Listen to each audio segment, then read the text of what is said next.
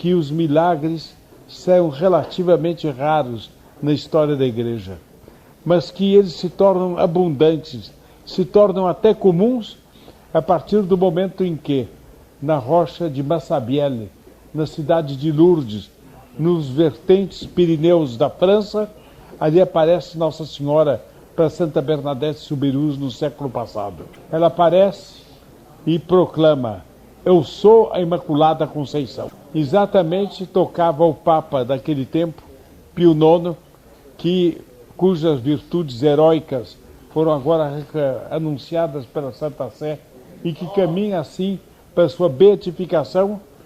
Tocava o Papa Pio IX proclamar o dogma da Imaculada Conceição. Dogma que quer dizer que Nossa Senhora foi concebida sem pecado original desde o primeiro instante de seu ser. Esse dogma duramente atacado pelos inimigos da Igreja, externos e internos.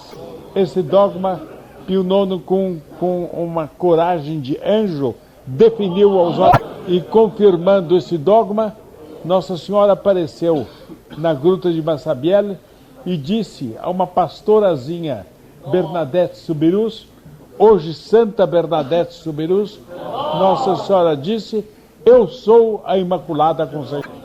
Jorra desta gruta uma fonte, um curso de água que ainda não existia. E naturalmente, os doentes que pensam em tudo para aliviar a sua doença começaram a se banhar nessas águas. Coisa maravilhosa, eles começam a se banhar e começam a curar-se. Os ímpios começaram logo a dizer que não eram doenças autênticas, que não eram curas autênticas, que não havia milagre, porque o milagre os esmaga.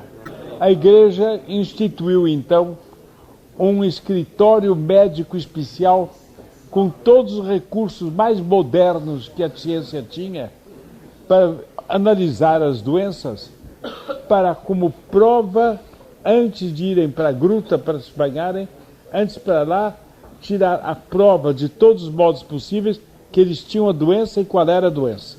Para isso, os doentes deviam trazer atestado médico da doença no lugar onde eles estavam se tratando antes de ir para Lourdes. Deveriam apresentar para os médicos do escritório de Lourdes e esses médicos faziam outro exame para ver se concordavam com o médico do lugar de origem deles. Verificado que estavam doentes mesmo, iam banhar-se nas águas.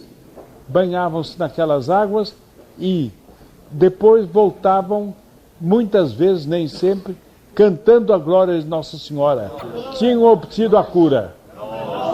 Os médicos faziam o exame para ver se tinha curado mesmo.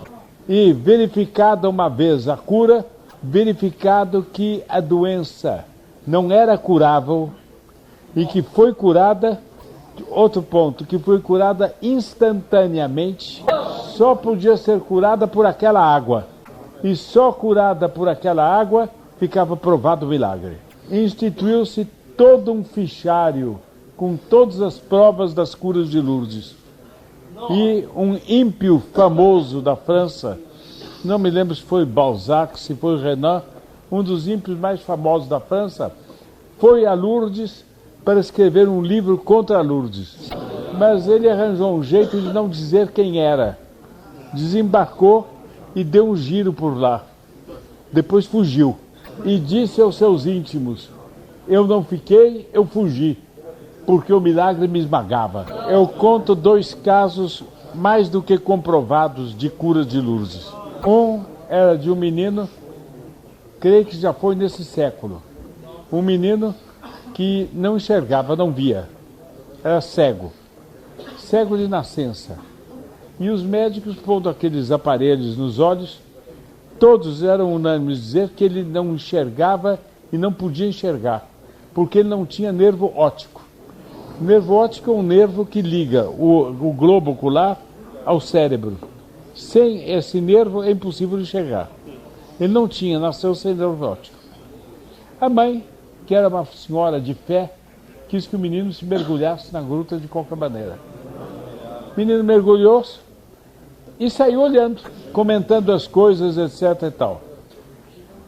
havia ali um médico protestante, porque todos os médicos de passagem por Lourdes, ainda que fossem ateus, maometanos ou protestantes, o que fosse, tinham o direito de examinar os doentes também, contanto que assinassem o documento dizendo qual era a doença.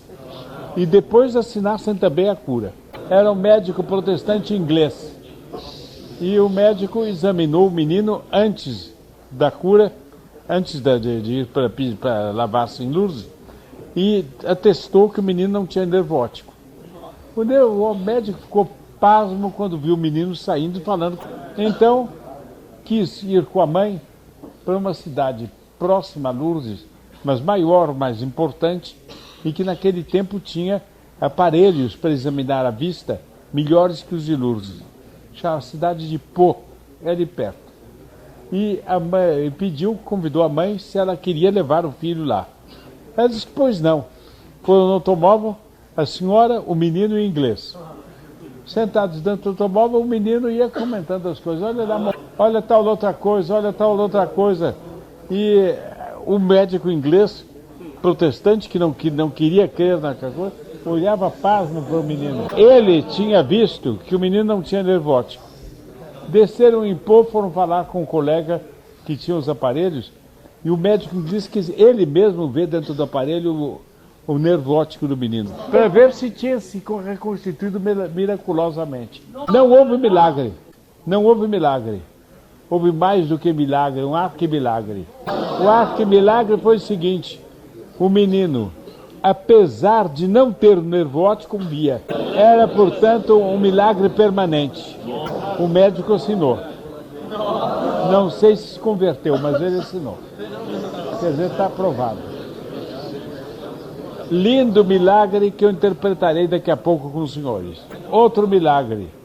Esse não se deu em Lourdes, mas deu-se diante de uma imagem de Nossa Senhora de Lourdes, numa gruta fabricada, imitando de Lourdes, que havia numa instituição religiosa da Bélgica.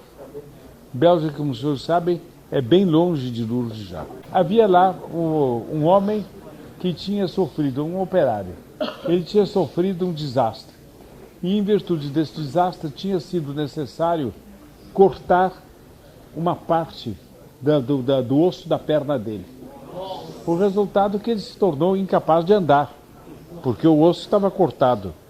E ficou um inválido que era mantido por caridade, obras de caridade, etc., e que andava na cidade de um lado para o outro de muleta. E andava de um modo muito feio, porque quando ele andava a perna dele sacudia, porque não tinha osso para manter, ficava balançando. Todo mundo o conhecia, agradava, era um pobre coitado. Um dia esse homem foi rezar diante dessa gruta. E foi rezar diante da gruta e, com maravilha para ele mesmo e para todo mundo, ele disse: posso andar. E começou a andar e foram ver, em um instante o osso tinha reconstituído. Quando ele morreu, ele deixou para a Universidade Católica de Louvain o osso da perna dele. E foi bem pensado, foi um ato de gratidão dele, para ser guardado como prova do milagre. Todo mundo podia analisar. Estava ali o documento, a prova de que tinha sido tirado o osso do cadáver dele. Havia inúmeras provas do hospital que tinha operado a perna dele, o que é que tinha tirado, etc., documentação. Havia depoimentos dos habitantes do lugar dizendo que ele realmente passou muitos anos andando de muleta e com a perna abanando, etc., etc. E depois tinha atestados médicos de que a perna estava recomposta. E ali estava o osso. Não tinha a menor fratura. Era um osso perfeito. Milagre porque ele andou durante muitos anos, até morrer, andou normalmente. O menino sem nervo óptico entrou na escola, aprendeu a ler e escrever, que ele não sabia, era cego de nascença, aprendeu a ler e escrever, depois fez algum curso, não me lembro se foi curso superior, mas fez algum outro curso depois, tomou profissão e seguiu a vida até morrer também. Quer dizer, provas provadas de 2 milagres que chamaram a atenção. Um coxo que andava e um cego que via. Milagres sensacionais. Os homens viram os milagres de Nossa Senhora em Lourdes. Em Fátima ela fez um milagre. Ela fez o sol começar a girar de um modo maravilhoso e emitir cores muito bonitas. Mas em certo momento, para confirmar a ameaça dela, o sol parecia despencar sobre a multidão, que fugiu espavorida. E esses fatos foram vistos não só pela multidão que estava em Fátima, mas esses fatos foram vistos por todas as regiões dos arredores, porque uma coisa dessa no sol todo mundo vê. Quer dizer, uma coisa ultra confirmada.